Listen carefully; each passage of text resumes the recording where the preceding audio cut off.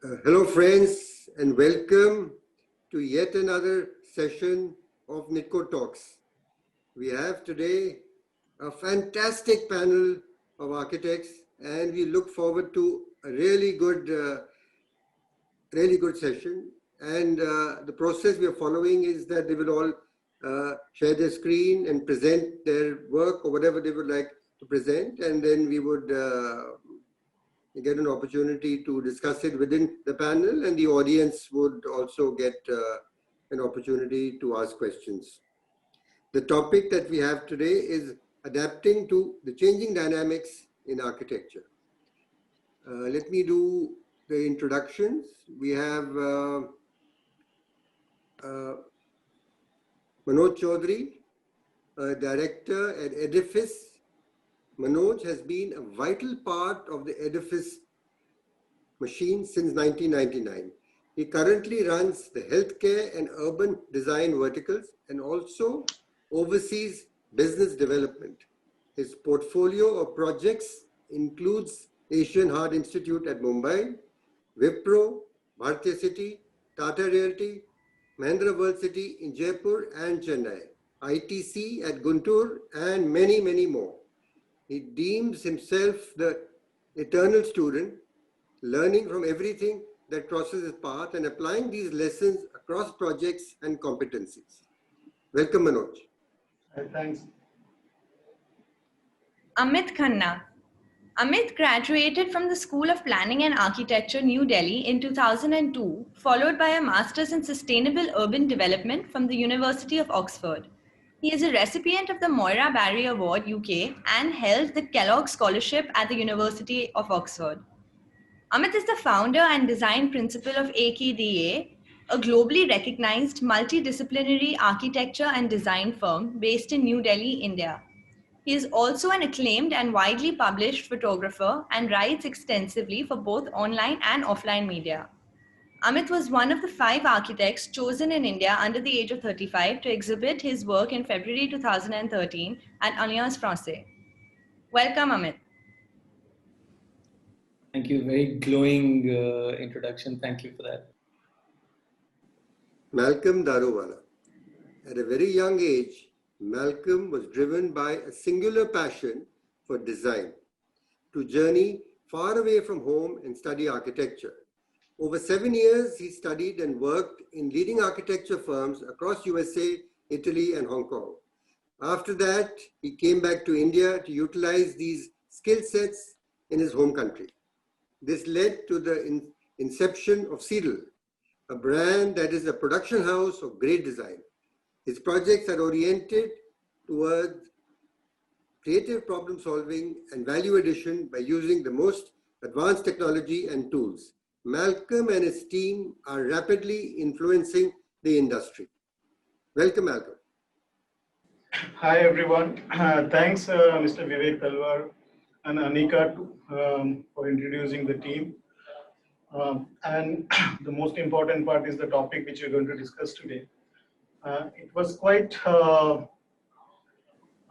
challenging topic to discuss when you represent a large format firm, when you have multiple designers working with your organization and then you deal with multiple clients. And most importantly, when you have this kind of situation like the COVID situation now, the sustainability of a company is becomes the forefront of everything or every decision you make. So these are challenging times, I think, and this is a time where we need to revalidate ourselves. We need to ensure that how relevant we are to the current needs and how we work for the future. And there was a very interesting word which was prevalent, but now it is more prominent, was the digital disruption. I remember when Mr. Talwar came to our office, he was talking about some disruption in the marketing. So I think this is very relevant now. So the disruption is how you make yourself relevant. And the guys who've coined this topic, the digital disruption, particularly to do with the Amazon guys, that their cloud computing team or data center team, where they felt that everything will be governed by the cloud computing. And I somehow feel this corona or the COVID-19 situation has actually made it almost true. So architecture, which is more, a personalized service, it has become more virtual now, and it becomes very difficult to gauge client's mind in terms of what you want to represent and how the client is conceiving it. Because architects, though it is one of the oldest profession globally, I did not name the other two, but we are still surviving, and we have survived many pandemics. Uh, it is a challenging time, and the relevance is very important. And but also before this COVID thing, the architecture scenario in India is also trying to test its times, because we went through a various series and era of diverse architectural form. We had a great exposure to architecture when Lee Corbusier, started designing the Chandigarh city, which was followed by the great architects like V.V. Doshi, Charles Correa, Achyut Rao, Kanvind Choudhury, Sten Doshi, and other people. And then there was a set of a neo-modern architecture which came into picture, which was pioneered by Kharegat and then followed by Hafiz Contractor. And then we had the influence of multiple international practices, coming to India. So so architecture has gone for a paradigm shift, and the challenges were how we, kind of meet those various aspirations in the country.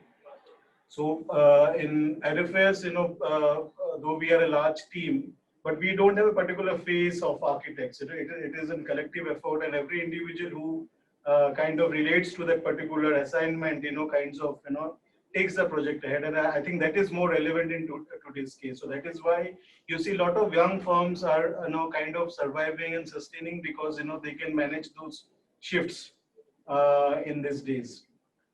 So I'll start with a few examples from the projects which we've been doing. Though we didn't prepare specifically to this audience, but I thought that, the kind of yearbook which we were contemplating within the company is something I will try to showcase and present. And we'll run you through the relevant challenges we faced and how we address them, both for a big corporate, individual aspirant, a public sector organization, town planning level, as well as on a corporate level. So these are the few segments we thought that, it is very, it kind of addresses the entire the landscape of architecture and the practices which we kind of deliver in this country. So this was our first project, which, post 2008. I think we had a huge challenge in 2008 when the Lehman Brothers kind of bust happened, and a lot of companies went bust, and there was a lot of stress on the order books of the most of the companies. And that is the time, we had to relook into how we go about looking into addressing both your team as well as the client. So there we kind of, got into a lot of people who were returning from the America, the US and Europe. And that is the time we kind of got this confluence of synergy of the West and the East within the organization. And this challenge came from Tata Housing. Tata Housing, prior to this project, were only working with international brands, and they were always comparing the Indian practices as a local architect to tie up with them. But this project came as a challenge where they said that, we give you this project. If you fulfill our aspiration, then we will appoint you for the next stages of work, or you have to work with a choice of our international architect. So that was something which was a very, very, very challenging assignment we took. And this project was planned in Calcutta. And currently, the phase 1 of this project is over. The phase 2 is one building which is under construction now. But this is over and handed over. So the challenge here was, how we make this project relevant to the market. Plus, Tata being a brand, how they can, get a premium from the market. This project, we have got around 17 typologies to satisfy, right from a 2 BHK customer to an 8 BHK customer. So that is what we have planned. But what we felt in this project, with the help of the team, I should also, kind of mention the names of the people. Devashri, Shubhendu, Uday, and other people who are involved along with me did a lot of research on this project, and we thought that all this gated community what we develop in India is actually missing the essence of what we are used to living, particularly in Calcutta, which is one of the oldest cities, a 300-year-old city. So we really went back into the history of the city, and we kind of identified what are the essence of that city. So the boulevards, the townhomes, or the kind of street side living, and the vibrance of various community activities within that city is important. So we tried to get something in this complex where we thought that okay, we'll identify various typologies which we would like to live. The orientation, because this has to be a sustainable project. This is one of the first project which is GREA certified 4-star rating. So we kind of convinced the client to go in for a very boulevard kind of a concept, where we kind of had an amenity spine which was more to give the society back in terms of how the society used to live in the whole Calcutta region. Also the orientation of the building, and also ensuring that we don't see a car-driven facility or a parking-driven facility. So this was a challenge. And secondly, Tata Housing, being Tata Housing, there was always a pressure of getting the FSI and the built-up area and other things in place, but and most importantly, cost in place. So it was a big challenge, but we kind of convinced them, to go in for this kind of design, where we kind of, make it more of a public kind of a facility within a gated community with various mix of amenities, which can elevate the lifestyle of the people living in the facility. So this is the constructed building. Of course, the quality was one more thing which we wanted to ensure the client ensures, because you have lovely plans in your profile, but how you execute and how you construct and the materiality also makes an important aspect when you deliver the project. So I think this fulfills almost 90-95% of our tick mark in terms of how it has been addressed, right from design to the quality. And the most important part is how sustainable it is in terms of the orientations and other fenestration which giant Indian buildings should look into. So this is one example which we felt was very relevant, and if you see how the buildings have been oriented around an axis, having multiple typologies, the orientation which kind of takes care of the sun path as well as the wind direction, the winter and summer conditions in east, and the aspiration of the local user in terms of minimal basic vastu which we have to follow. So this is something which I felt was very important to make architecture relevant, because most of the 80% of most of our clients are the residential or the developer segment. So this is the boulevard which is now completed. We have got the country homes, the town homes, and the apartment with the sandwich duplexes in between. Now this was again an interesting project. This is not a large project. It's around 60,000 odd square feet. This was for a corporate house for a contracting firm called Monte Carlo in Ahmedabad. So we went through a competition project and process where the most of the top guys like Sanjay Puri and other guys were invited in this project, and we were made to do a design presentation, of course a paid design presentation, and then this project got selected. So the image what you see on your right, on your left is what was conceived, and what you see on your right is what has been built. Means some people will say, in India, too much of glass doesn't work, but honestly speaking, we have gone through a lot in terms of ensuring that the building is oriented well, it is more sustainable in terms of the kind of services we are planning. This is the building which has got a radiant cooling system. The facade is more on the north, south, and west and east is kind of cut off, because the shorter side is aligned to the west and the east, and the south you have the core, and then only limited part is open to the harsh sunlight. So this was the various stages of the construction. This is how the project shaped in terms of orienting it into the right form. And the various heights which was possible. And this is again, the client has an aspiration to make his building stand in that area of Bhopal region in Ahmedabad, where most of the buildings are, the high-end buildings are coming up. So this is something which we could convince both as far as their design aspiration, our design aspiration, and ultimately the quality and the response to the climatic conditions there. So these are the various diagrams which have, shows how the various components of the work got of the design got collated. And this is how you see the building when you drive down from Ahmedabad city towards Bhopal. The third project is again a very interesting project and one of the most prestigious project for us and for the country. This is for the Ministry of New and Renewable Energy. This is in Delhi in Aurobindo Marg. This is called the Atal Akshaya Urja Bhavan. This is the first net zero, net positive building for Government of India, where we have got a huge solar roof to kind of generate that kind of electricity we need for this building. Secondly, being a government project, if you see the first building in my cursor, which is the front building, is already an existing building. And it was a kind of a challenge to convince the government guys and particularly guys in Delhi to do something which is modern as well as very close to the local material. So, the materiality were all Indian sandstone and particularly sandstones are used for the cladding materials. We have a facade which is 600 mm deep to ensure the harsh light which is coming to the facade. We have also controlled the temperature to around 27 and 28 degrees because in India we don't have the culture of wearing tie and coat to attend your offices. So those are the few things we considered while designing this building. This is under construction now. The entire, and unfortunately, the orientation of the building is totally against the actual orientation which you'd love in India. It is actually east and west is the orientation we have. So we had to kind of blank out the west facade. So that what you see in this image is the west facade, which is totally blanked out.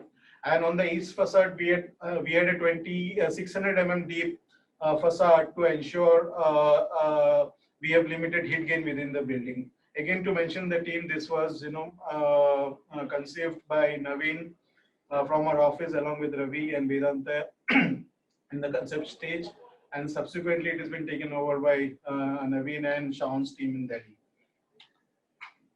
So these are the various studies we did in terms of how the right orientation, what are the various fenestration we need to do in terms of reducing the heat gain within the building, knowing the orientation was not the actual required orientation as per your analysis.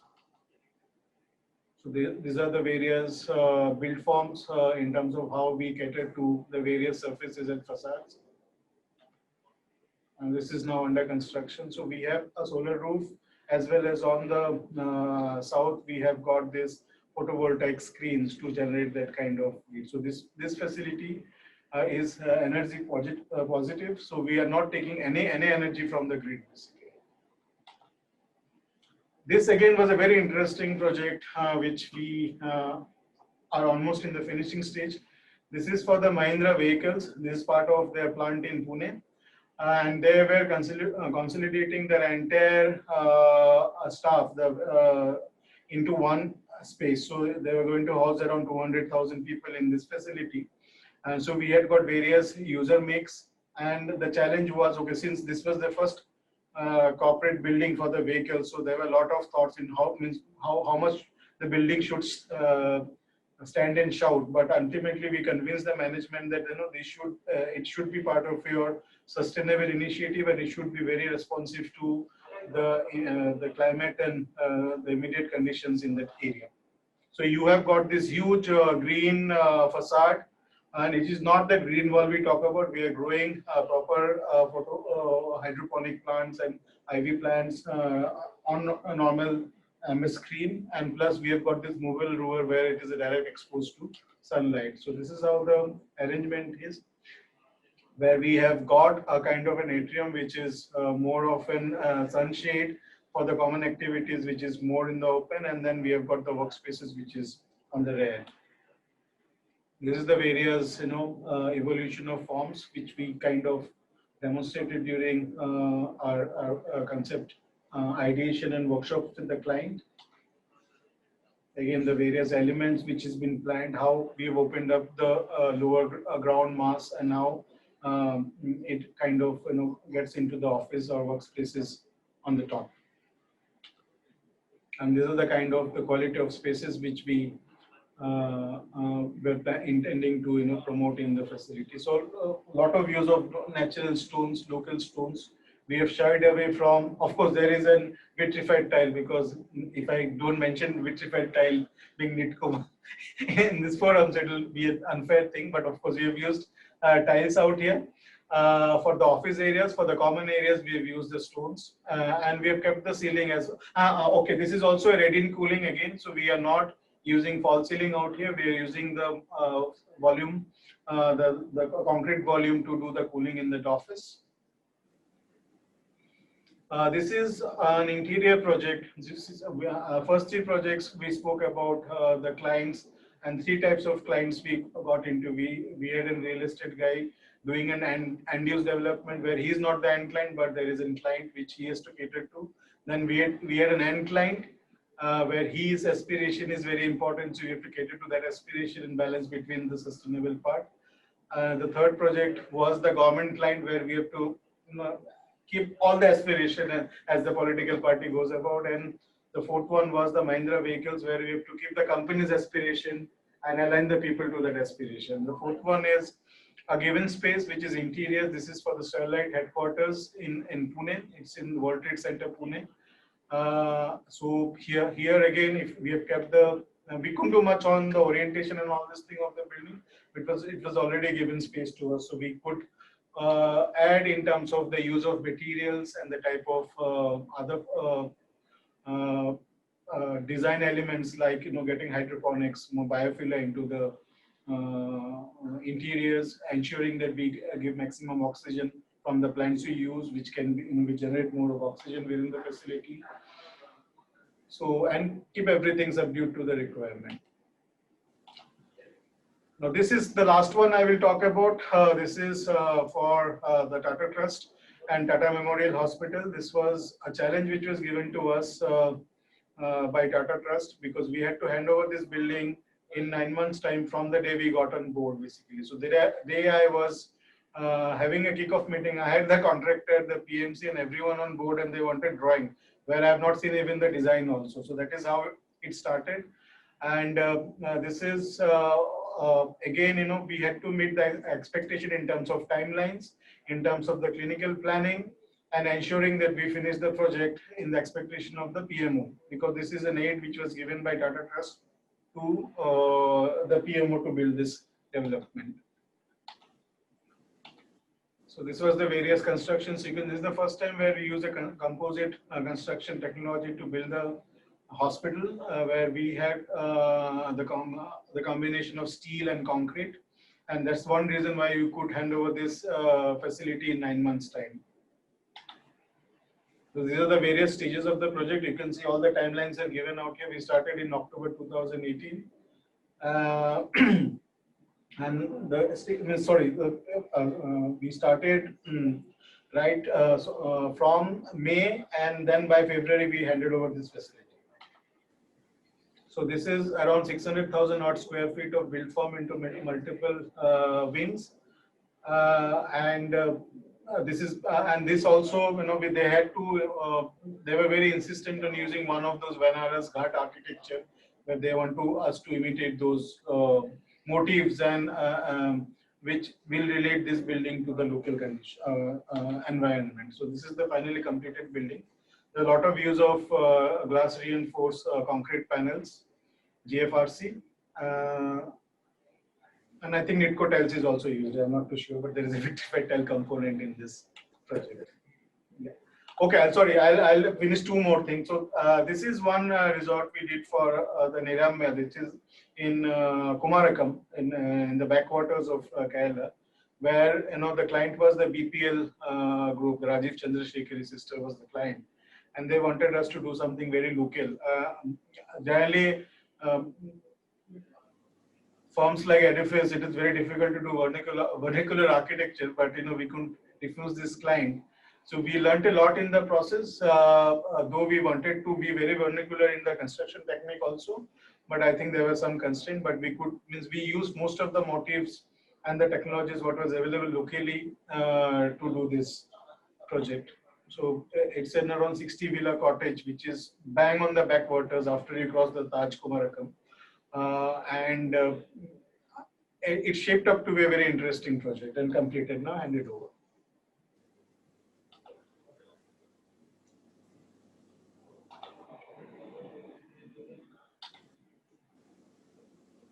So if you see, there is a lot of intervention of green and the local material which has been planned in this thing, even for the pathways and all this thing we did. We kind of created a lot of green in the entire development. And the last project, I'll not take much time on this thing. This is the Vivanta Rishikesh. This site was again a challenging site because we had to manage between a 100-meter slope and Ganga takes in 270-degree turn in this. So we had to ensure all those site parameters. The construction, we used the local stone because it was on the riverfront, so we could get those stones almost free. And we use the same stacking architecture which those the people in that region does. The entire roofing, though we had a metal structure, but we did the final cladding with a slate, again procured from Himachal Pradesh. These are the kind of spaces what is built within the structure. But everywhere we have tried to use the local material and the local artifact.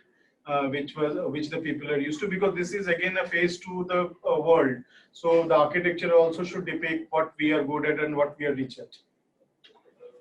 So this is the view almost from the valley. You can see the slope. So the top part is the main hotel, and then these are the multiple cottages which we have. If you see the landscape, it is more unkempt, it is more natural, and it kind of gives you the rustic feel people come to experience in this area.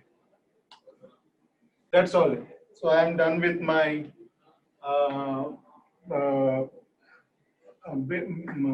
experience and how we are dealing with various types of client, which is more relevant. Of course,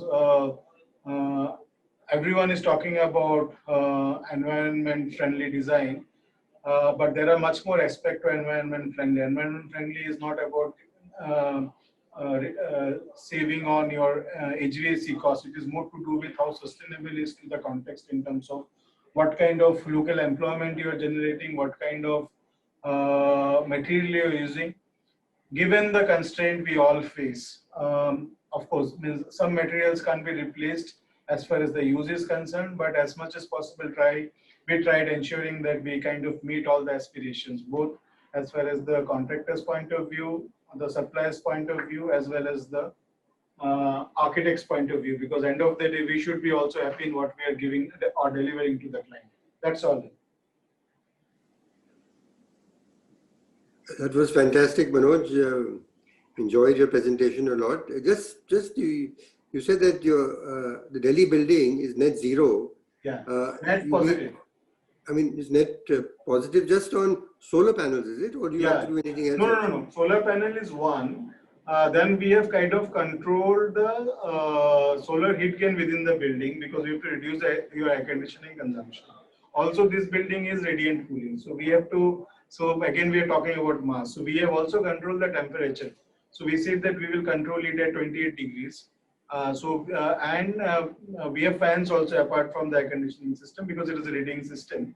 So we are actually, we have done all these parameters, and also the orientation was not good enough for us to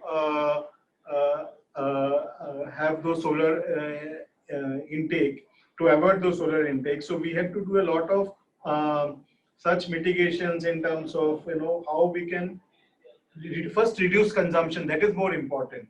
And then if you have reduced your consumption, then what we have done is that we have ensured that how much energy we can generate. So that is where the solar came into picture. So that's the reason we are not taking any electricity from the grid. See, when I say net positive, is that I am able to give something back to the grid also. So that is how we have done. Then we have done a lot of calculations, analytics, because this was with the government of India. So we had all the government bodies, kind of working with us to ensure that we achieve those parameters what we're looking in for. What is radiant cooling? Okay, now basically what we do is that I will not go too technical because to make people understand that we kind of cool the mass. Like when you have a slab, so we run the chilled pipes within that, or we can have baffles also where we run the chilled water. Even now we have got false ceilings which have those chill coils within that. So when you run that thing, so you are not throwing air basically. You are actually cooling the mass. So that is how we do it. So that reduces your intake, your pressure on your chill water system, as well as the HUs and all this thing, and it saves a lot of energy and it is embodied. So if you take our old homes, we had huge deep walls, right? So daytime they didn't allow the heat to come in, and nighttime it kept the temperature cool within that thing. So that is the same technology Radiant does in a much more different way. I see. But I think for you to get more convincing answer, we should be talking to a consultant who has done this design, and I think he will give you more technical input on this thing. But as a layman, this is how it works basically. Okay, but great. Amit can also throw light on these things because he is into sustainable, so he can throw more light on this. So we can move on to Amit now. Amit can share his presentation. So thank you, Manoj. That was very illuminating, very original, very nice to hear all of those things. What I'm going to do now is I'm going to try and zoom out, right? And I think what Manoj has done is given us a very sort of micro view on how to deal with specific buildings and where you have different contextual problems and how to try and achieve sustainability at the building level. What I'm going to do is I'm going to take about 5 to 7 minutes and just talk about how the world we're living and practicing in is dynamically changing. And as architects and indeed as product manufacturers, what should be our response to it? Now, this is a photograph by an artist called Johnny Miller, and it's an aerial photograph of Mumbai. And this is sort of emblematic of the problem. The problem is that we've got a large number of people and we've got a limited amount of resources, and we're going to have to figure out how to get those resources to those people. And the fact of the matter is that whether we live in the countryside, whether we live in a city, we live in an urban planet. There are a couple of statistics I'm going to rattle off just to support it. This has been true for almost 10 years. A UN report came out in 2007, which said that now more people live in cities and less people live in the countryside. This is going to be something that defines the change that is coming. Most of the next, 2.5 billion people that turn up in cities are going to be in Africa and Asia, which means that Asian cities are going to double in size in the next 20 years. It's 500 million people who are coming to cities who need houses, who need jobs, who need fans over their heads and bathrooms. So what are we looking at? We're looking at a situation where you have these mega cities expanding. So you have Delhi, Mumbai, and Calcutta. By the way, if you look at that, if you look at this sheet, the 3 out of the top 5 cities are actually in Asia, which means that if you put together Delhi, Mumbai, and Cal, we'll be the 20th most populous country in the world. And so we're a lot of people, right, in these 3 or 4 mega cities here in India. And what is happening is that these cities are getting built without us, right? This is a photograph from, I don't know if Vivek spots this or not, but this is the Pearl River Delta. And 25 years ago, it used to look like this, and now it looks like this. So cities get built irrespective of whether the planners are looking or whether the architects are participating or not. They happen as economic growth, propels them in a certain direction.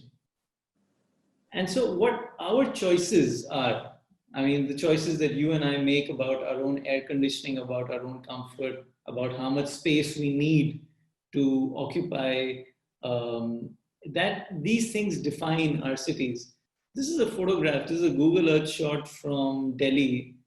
And the bit on the right is a place called Sangam Vihar, and the bit on the left is a place called Sainik Farms. And Sainik Farms is, 1 acre, 2 acre plots. Sangam Vihar is population density 300 to 400 people per acre. And it's very real as to how contrasting these two cities are. And what we're told, these are government statistics, is that by 2056, we're going to have 3 times all these 3 metrics. So we're going to be consuming a lot more energy. We'll have a lot more manufacturing, but economic growth grows. So what is the message here? The message is that our cities are going to grow irrespective of our level of participation, irrespective of our level of commitment towards sustainability. So what should we be doing? Now, we're architects here, and Mr. Talwar represents somebody who produces a great amount of building products. We have a choice as to how these next billion square feet are going to be made. When I looked at the topic, and that was sent out by Anikaa earlier, which was, how do you adapt to the dynamically changing face of architecture? For me, it's not a question of whether my clients want gray interiors, or whether they want beige interiors, or whether they want Italian, or whether they want, some style or that style. The thing that sort of keeps me up at night is that how are we going to build these next billion square feet? Are we going to build them in the same way we built the last billion, which is to say that they were,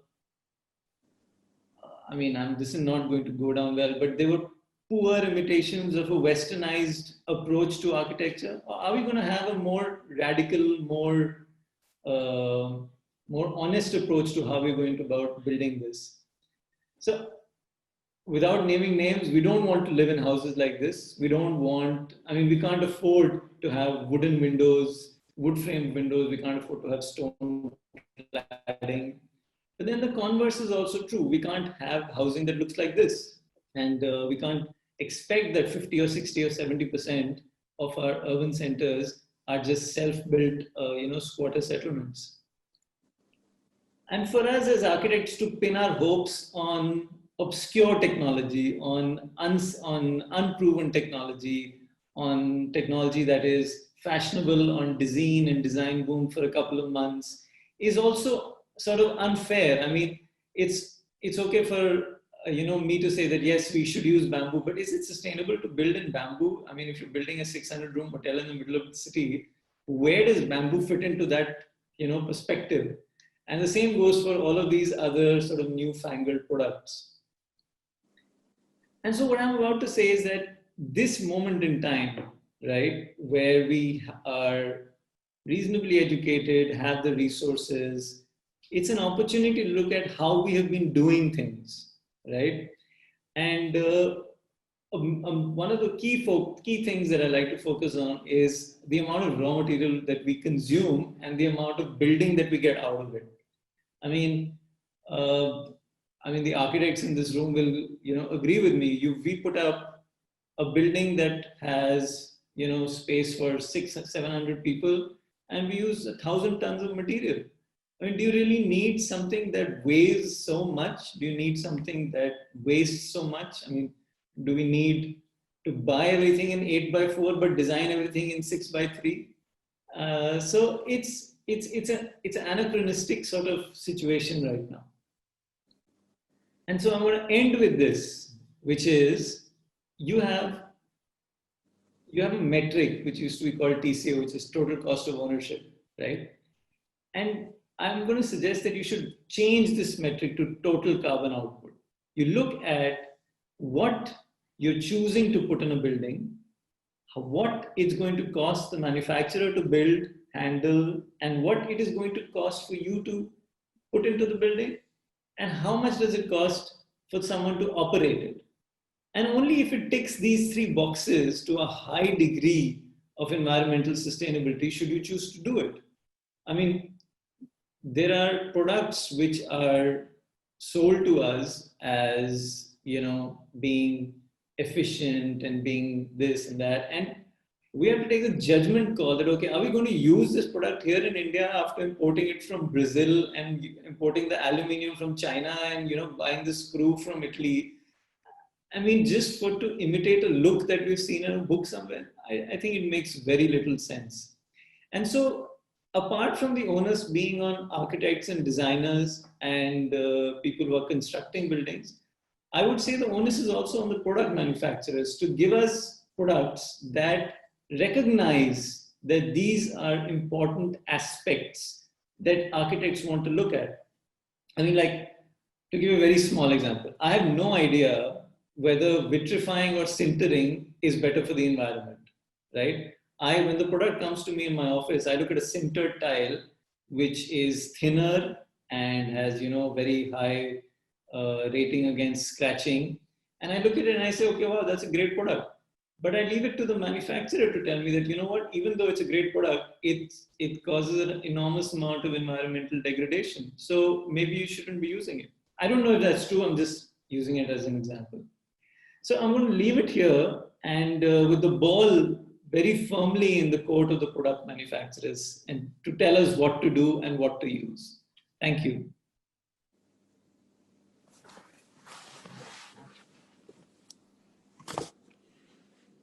That's fantastic, Amit. If you can, but would you not go further and tell us what you suggest, how we tick these 3 boxes? So the thing is that I don't think we're equipped with enough knowledge to be able to do this for all segments of building materials. I mean, if you ask me whether the bricks that I buy from, northern UP, and I pay a diesel truck, 8,000 rupees to bring it into the center of Delhi. If you ask me, is that the right decision to make? I'll probably say no, but I need to be able to if you offered me an alternative, you said that, okay, this is fly ash, it's built here in Delhi, there's low transport cost, it has embodied energy because it's using, etc., etc. If you gave me that informed choice, then I would have a better understanding.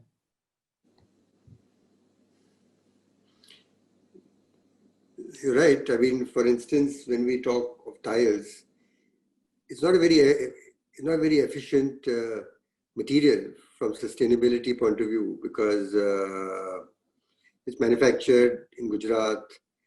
Raw materials come from Rajasthan. We use a lot of energy in producing them. Then they travel around the country on diesel trucks. We try and send a lot of material on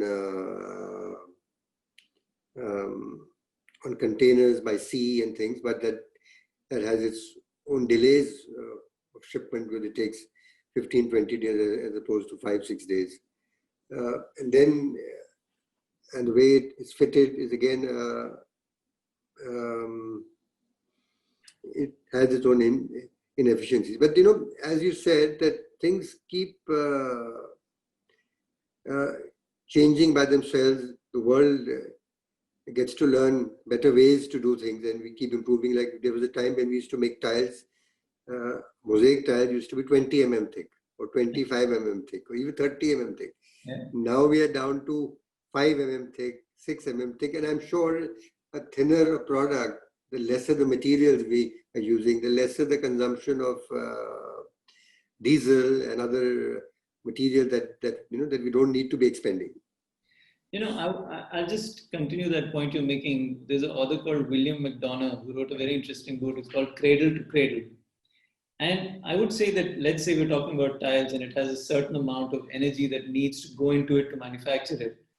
But if it's put in, in a mosque in the Lodi era, and that tile is still there, and if that tile can be designed to last for the next 100 years, then I think that the embodied energy is not of any consequence because the operational costs over 100 years are so low compared to, for instance, a marble. So I think what I'm trying to say is we need to look at a total cost of ownership from end to end. If there's something that you need to rip out and redo after 20 years, maybe it's not worth putting in that effort. But if it's something that lasts for a long time, why not? The products we make, our tiles last forever. What generally does happen is people tend to refresh their homes, refresh their spaces, and want a new look, and just are fed up. And there's a general wear and tear of office space that just wants you to demolish everything and remake. You want to be modern, you want to change the look, you want to have a nice current look as opposed to the look that was designed 20, 30 years back. So even though nothing will happen to the tiles, like even a mosaic tile, I mean, they've been there for 50, 60 years where they haven't been removed. They are as they are. And even vitrified tiles or ceramic tile that we make, nothing ever happens to them. But they get removed for different reasons. In fact, in archaeological digs, the one thing they tend to recover is ceramics and pottery, right? Because it lasts for so long. Right. Thanks, Amit. Should we move on to Malcolm? Yes. So, firstly, Amit and Manoj, fantastic presentations, and it was an absolute pleasure to kind of listen to it and see the kind of interesting things that you all are dealing with currently.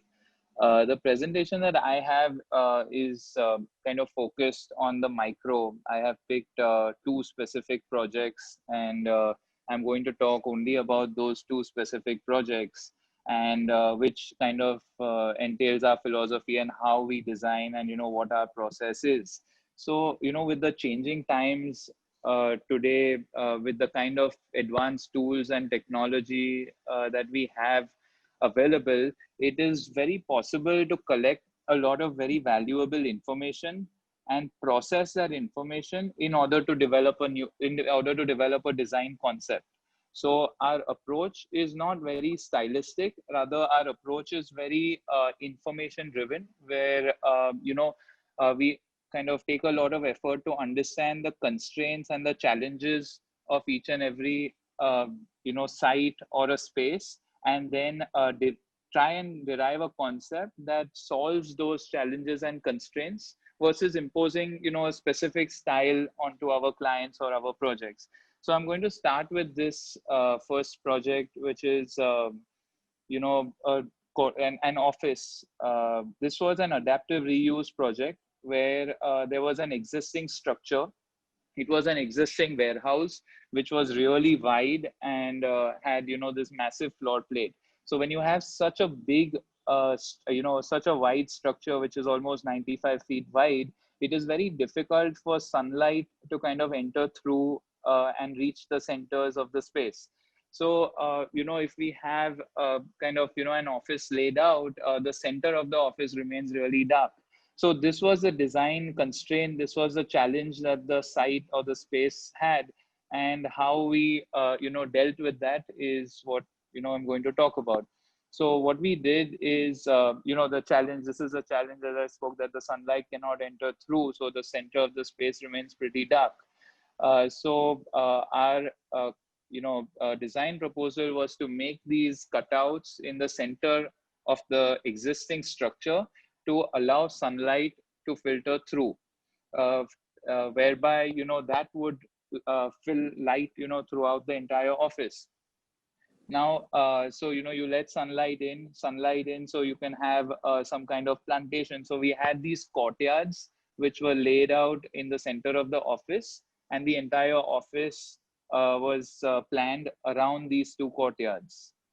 So, you can see that the office is planned around these courtyards, and, there's light that goes all through, and it forms a nice central space.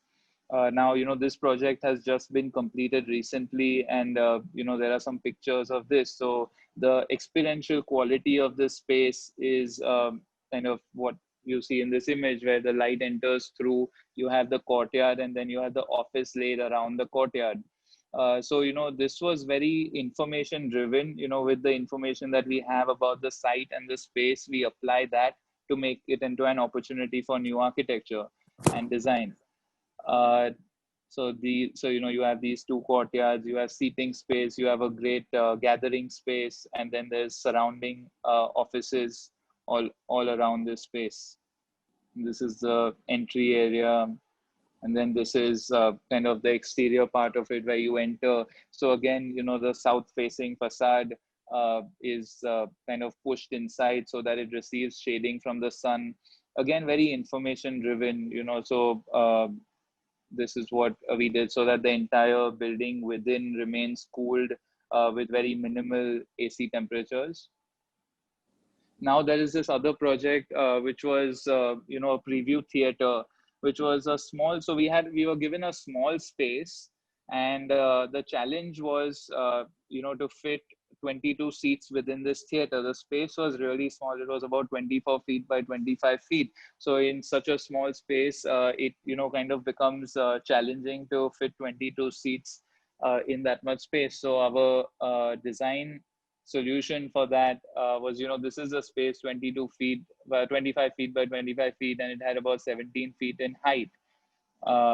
The traditional approach would have, your 2 levels or 3 levels, and then, you're facing the screen. But doing that, we could only fit approximately 12 seats either way that we tried. So what we ended up doing is we introduced another level above, so that we could fit those seats. But now introducing another level above messes with the viewing angles, and it's not possible to really look at the screen. So what we did further was we angulated this form to make it structurally, this angulated form made it structurally possible to have a floor above without any structure below.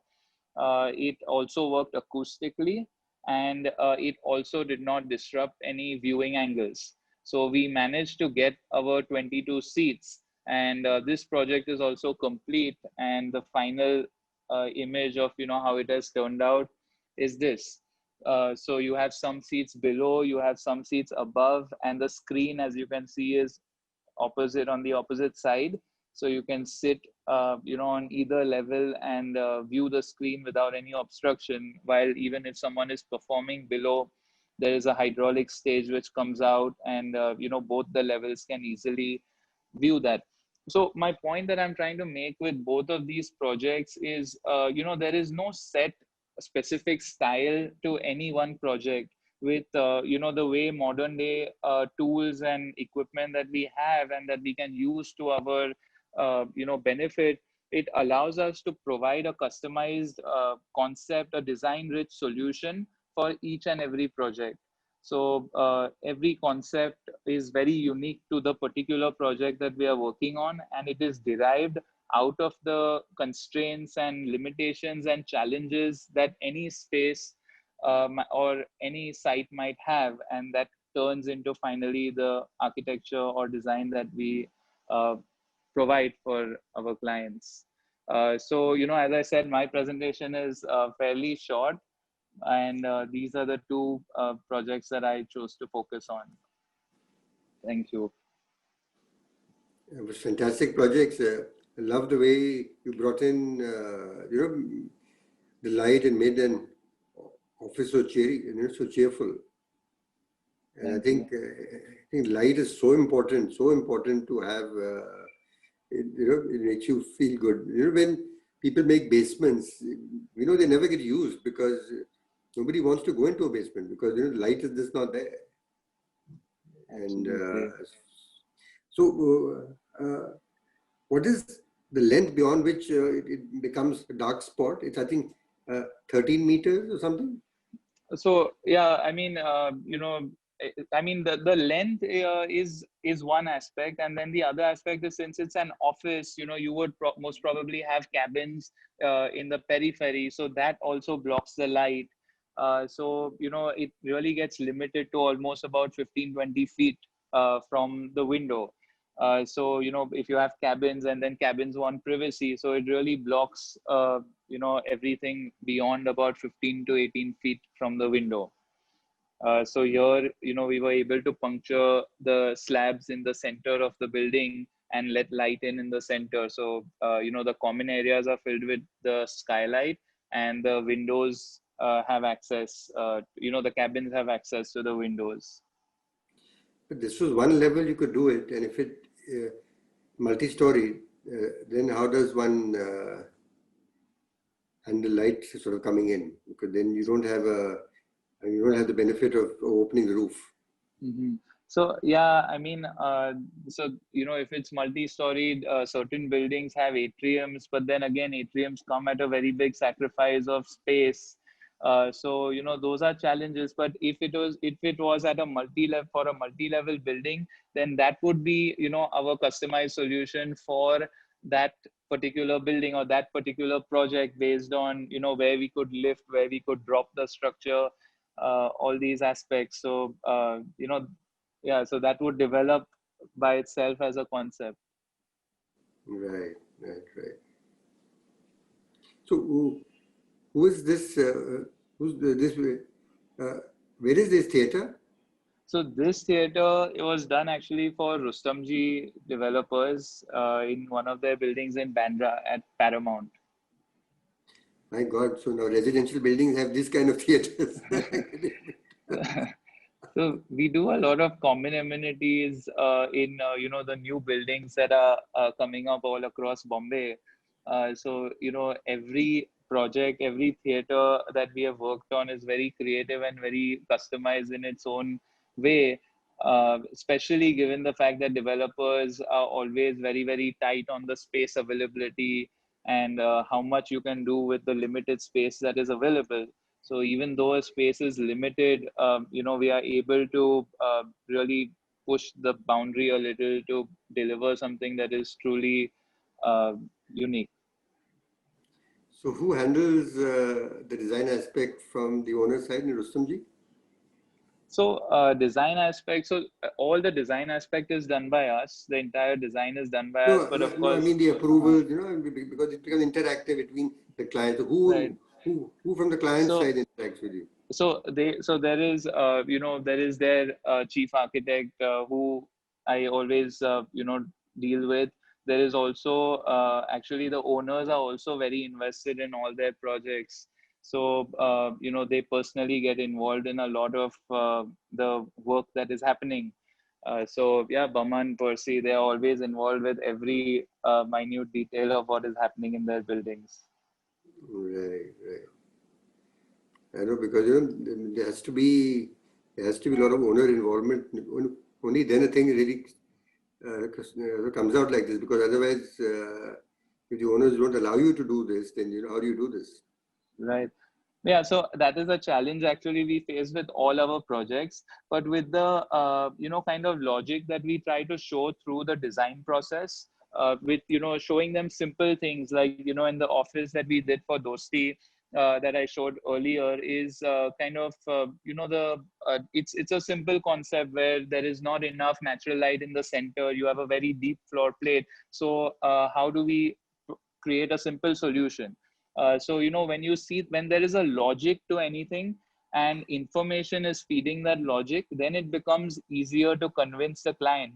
So even with this project, we of course introducing another level is a challenge. It is very unconventional and it's different, but that was again the only way that we were able to fit 22 seats in the theater. There was really no other way, and we had to fit 22 seats in the theater. So we use that to inform our design. Right. Just to add, clients are the biggest patrons for architects. So if you have good client, you will get good architecture. Yeah, very true. I want to add the converse, and the converse is that every client gets the building they deserve. Agreed. In fact, I like to quote Hafiz. Hafiz always says that the good job is 70% client, bad job is also 70% client.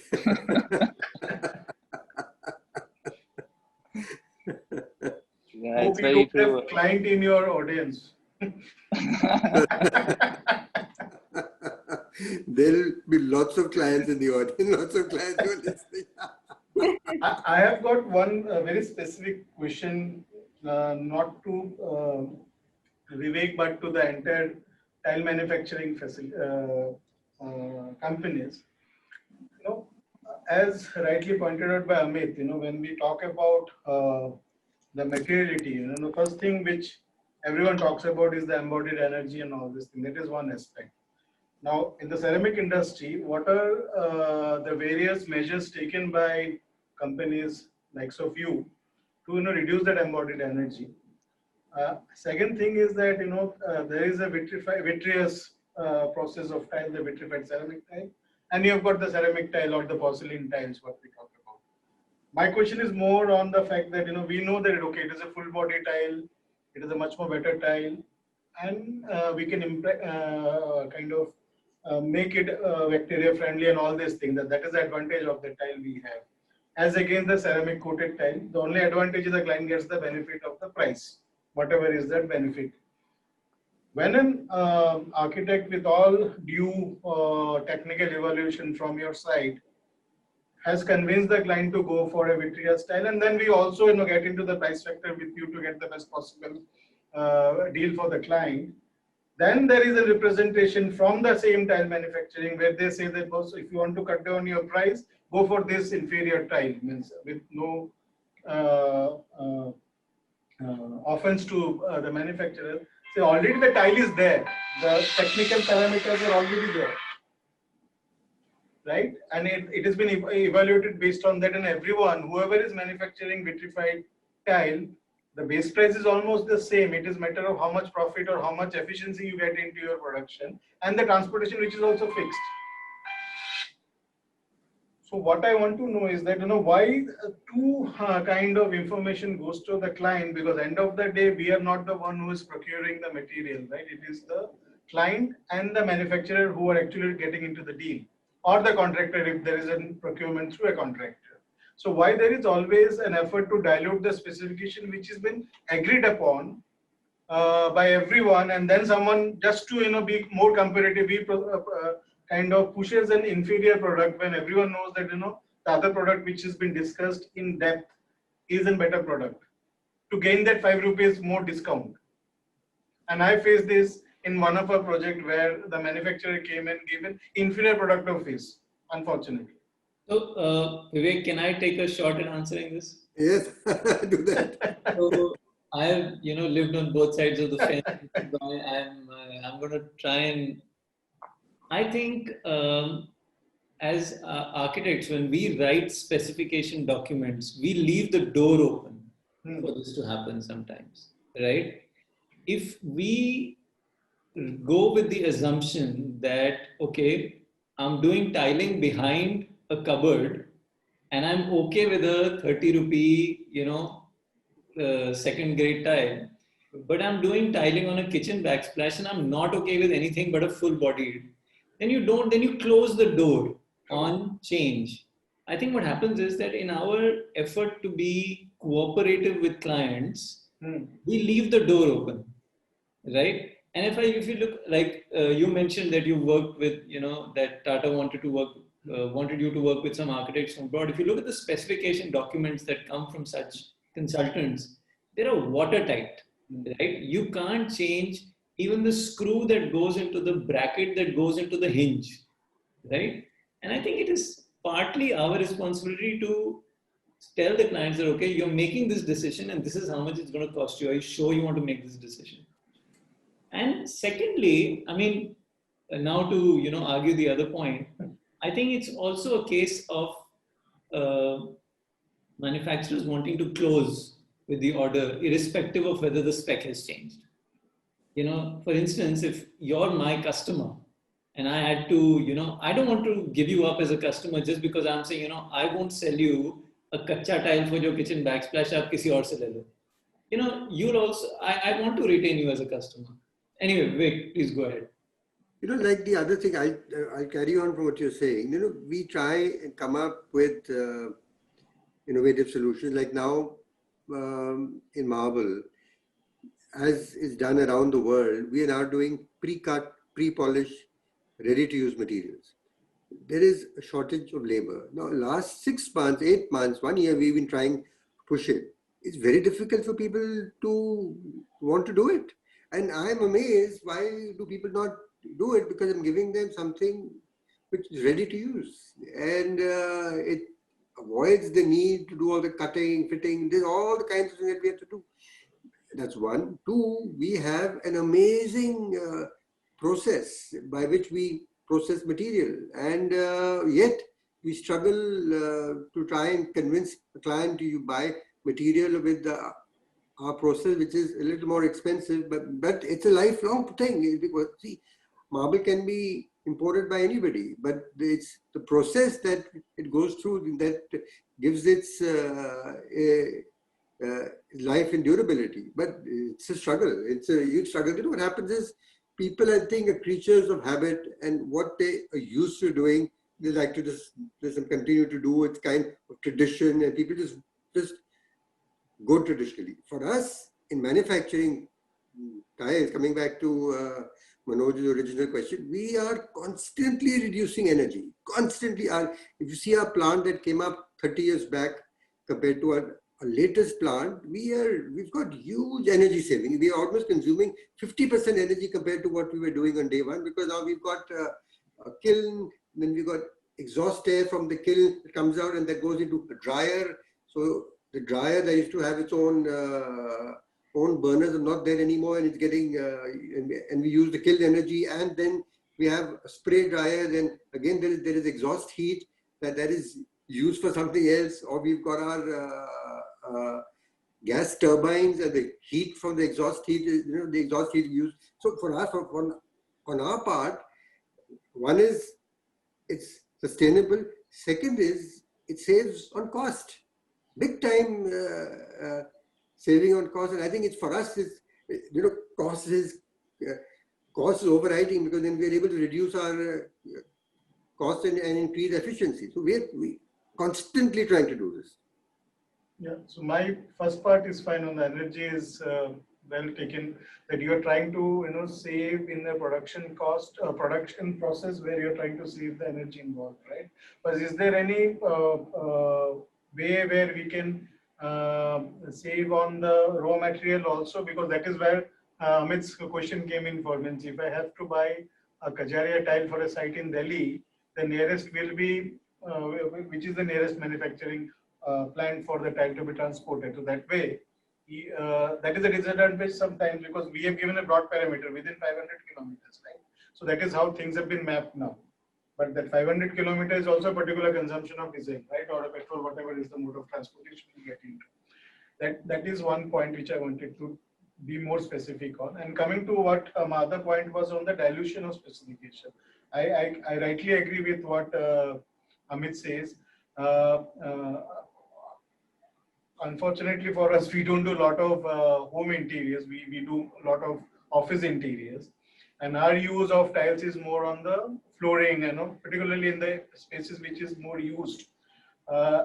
Initially, when carpet was not an important thing, I must quote out here, Murdeshwar ceramic became Murdeshwar ceramic because of us, because we used to order kilometer worth of tiles to them for Infosys. Same with Shah Mahuja or the other fabric manufacturer, where we used to order in bulk.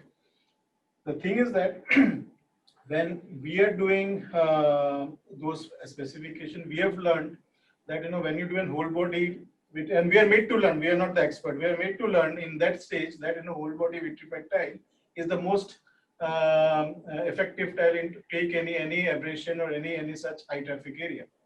So that is the basis, and based on that the specification is made. Like to like, and that specification goes perfectly as per what has been approved by the IS standards and all this thing, and what is the final manufacturer thing, which is in common specification. On top of it, after qualifying everything based on that, selecting that tile, someone comes and proposes. I'm more worried about the practice. I'm not worried about the specification. Now, if there is a tile which has been agreed by everyone that it is good, even the company says this tile is good, then why you always try to promote an alternative tile for that 5 or 10 rupees price advantage is what I want to know. So there where the client plays a major role, ये भी चलता है वो भी चलता है ना. It's like the चलता है attitude is killing their profession also. That means if you see the international guys, most of them has kind of closed their office in India. Means SOM, HOK, everyone has closed their shop now, and so no one is able to manage our clients in India, because we think we know, the client thinks they know more than the consultants and everyone, because they have either seen the world through internet, or they've gone through their lavish family tours and they know everything about architecture. So, but when it comes to paying the right amount for that thing, then actually that Maruti wala ad hai na kitna deti hai ultimately, mileage. So that is the thing which is happening in our profession, and it is with everyone. Means we handle client, the likes of JSW, Reliance, and other thing, and we are doing other corporate clients also. So we have both the parameters, but the ultimate motive of saving cost is there. You can't help it. Means we are born with that blood of negotiations in us. You don't feel means वो बंदा ने आपको सही price भी बताया, but वही same चीज, if he puts 10 rupees more, and then you will get the same price by reducing 10 rupees. And most of the cases it is happening that we always go with a bloated price, and then we come down to the price we want. It is that anyone is cutting down on the profit. So my point is that you know that you are making that money. Still, why you want to reduce the margin further? So, Manoj, I just want to add one more thing. I think, so I've been practicing almost 20 years now. I think when we started out, and I'm guessing you and I are the same age. Yeah. So I'm the 99 pass out. So I think we met you in one of the Bhartiyam days in Delhi. Possibly. So I think it was very normal to cost a building at 2,500 rupees a square foot, right? When we were starting out, and you could build a building very comfortably for 2,000, 2,500 rupees a foot. And what I have found now is that as our buildings become better designed, the envelope is now, like you mentioned, the envelope is doing more than just keeping out the weather. True. It was the first commercial building we did. Even I'm guilty of specifying, 6 mm toughened glass for the exterior. But now when we do buildings, we do a sandwich panel, and we do an integrated blind, and that costs more. The understanding that a building costs more if it's designed to perform better, I think is slowly coming to market. I mean, now if we tell a commercial client that, the building is going to cost 4,000 a foot to come up, they don't get shocked. They're not going to run to the guy who's offering it at 2,000, because they know that they want a better product. The fact that a building, you mentioned, that it's net zero, I'm assuming that you put up a 200 kilowatt solar plant. They're not cheap, right? I mean, if you have to achieve net zero, you have to spend 1.3x of the cost of the building. I think clients are slowly getting used to the fact that the building, जिसको हम civil structure बोलते थे ना 1,300 रुपए foot का, that is not just the building. There is so much more to the building than just the ढांचा. Honestly speaking, I think public buildings have got better specification, better cost. Yeah. It's our fraternity has made things differently, because as far as the CVC guidelines or the CPWD, DSR rates and all this thing, far more better and superior than what we do in our private buildings. The MNRE, the landed cost is around 8,000 bucks a square feet. Whereas we do campuses like TCS, which is much more better than the other campuses at around 4,000 rupees a square feet landed. And we are doing Ascendas, which is again a multinational brand at 2,700 landed. I'm saying, but this is a warm shell. I'm not talking about the interiors. So there is a price difference as you go. But again, the thing is that, the other factor is that, when you do a project, initially it was a master architect, right? You're the one who's deciding everything. Now you have got multidisciplinary consultants, right? You can't be a master architect. You have to have multiple consultants. And top of it, you have got a fund manager who is an Excel sheet expert, and everything is calculated in Excel sheet, right? How do you define Excel sheet to your design? Because ultimately his return of ROI is what is defining the cost of the project. So you do this ultimately structure safe होना चाहिए, बाकी तो सब manage हो जाता है. कौन बाहर देखता है, brand ही तो लगाओगे. All these things are so these are the other challenges we face, the softer challenges we face when you are designing buildings. Ultimately, it is on the convincing capacity of a firm to get the desired output. But these are the other unsustainable things we face while designing a project. We have one question. So Anikaa, if you can ask that question, because we already at almost 90 minutes instead of 60 minutes. We'll take that question and then. We have still managed to hold on around 115 participants. That's not boring. So Rishikesh Avare has asked, according to you, what should be the laws for the waste from a demolition of a building? See, demolition, whatever tenders I'm used to in demolition, I think there is actually the client doesn't pay it for it because there is a salvage cost. So the contractor who's, particularly if you do a demolition of a civil building, so he knows that the steel what he's getting, he can salvage it, he's getting money out of it. And people in the construction line, the rolled steel market is equally good. It's like the white market and the black money market. So you've got the normal steel as well as the rolled steel. Most of the projects we do rolled steel because the price advantage is there on the steel. That means the process steel we are talking about. So that is one aspect. And then when you are actually doing a demolition, you kind of validate what are the things you are actually demolishing. A dilapidated building, it's only the steel which we can salvage, and that comes almost free to the client. So I need to be the question need to be very specific. What kind of demolition we're talking about? So I can give you an example here from Delhi. Left to the market's own devices, India has a very good recycling system. I mean, as you go down the food chain, everything gets reused. A small piece of steel which is thrown as scrap on the side gets sold for 17 rupees a kilo, and it goes and it gets smelted, etc. I think the one thing that you can do to answer the question is that you have to perhaps make a law that no demolition waste can go to landfill. And there is a company here in Delhi that actually buys Malba from you, and you just have to make sure that it's construction debris and it's not just rubbish. And they will buy it off you at a certain rate. And what they do is they pulverize it and they make a very fine sand out of it, which is then used in manufacturing of some other product. So I think to answer the question, it should not go to landfill. And then how it gets used down the food chain is a matter of, optimum use of the resource. Okay, guys, that was a very, very informative, interesting session, and it was great having all of you on.